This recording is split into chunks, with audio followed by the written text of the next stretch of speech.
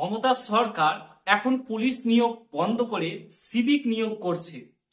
সিভিকে নিজের পার্টির ছেলেদেরকে ঢুকিয়ে দিয়ে রাজ্যের আইন শৃঙ্খলাটা নিজের হাতে আনতে চাইছে। রাজ্যে আর কোনো পুলিশ নিয়োগ হবে না, এখন শুধু সিভিক নিয়োগ হবে এবং সিভিক চাকরি তারাই পাবে যারা টিএমসি করে, টিএমসি পার্টি করে, তারাই শুধুমাত্র কিন্তু সিভিকের চাকরিগুলো পাবে এবং পার্টির ছেলেরাই চাকরি পাবে।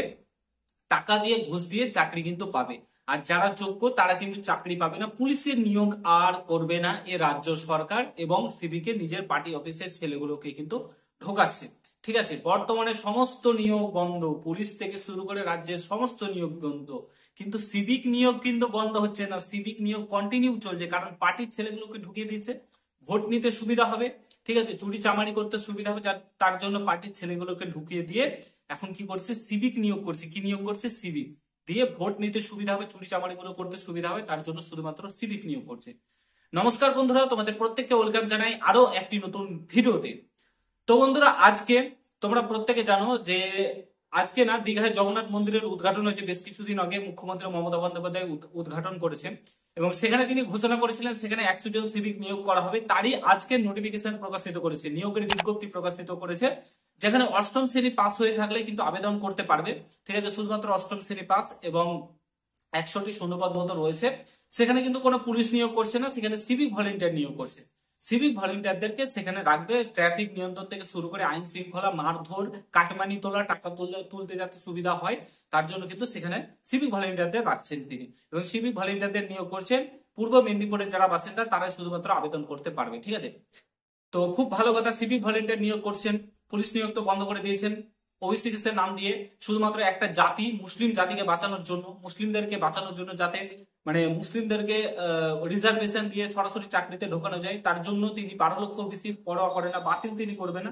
যে মানে যেভাবে হোক তিনি তাদেরকে ওবিসির আওতায় এনে চাকরি দেবেন মুসলিমদেরকে, যাতে ভোট ব্যাংক পেতে সুবিধা হয়। তার জন্য সমস্ত জাতির মানে সমস্ত হিন্দু, তারপর খ্রিস্টান, তারপরে তোমার যত যা আছে সবারই নিয়োগ বন্ধ করে দিয়েছে। কোনো নিয়োগ হবে না যতদিন না মুসলিমরা ওবিসির আওতায় আনছে। এই হচ্ছে তার ক্লিয়ার বার্তা। ঠিক আছে, ক্লিয়ার বার্তা, এবং বলছে কোর্ট রায় দিয়েছে, কোর্ট নাকি রায় দিয়েছে যে ওবিসি কেস না মিললে কোনো নিয়োগ করা যাবে না রাজ্যে। এরকম কোর্ট কোনো জায়গায় রায় দেয়নি, তার যে রায়ের এটা রয়েছে, পিডিএফটা রয়েছে, সেখানে কোথাও বলা নেই। তো বর্তমানে শুধু সিভিক নিয়োগ চলছে, সমস্ত কিছু বন্ধ রয়েছে, কিন্তু সিভিক নিয়োগ বন্ধ করছে না, সিভিক নিয়োগ কন্টিনিউ চলছে।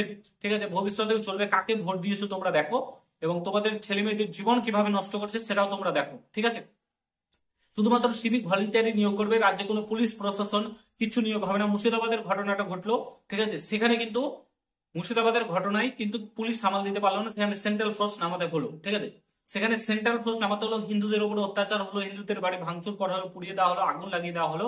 ঠিক আছে, সেখানে পুলিশ প্রশাসন কিছু করতে পারলো না, সেন্ট্রাল ফোর্স নামাতে হলো।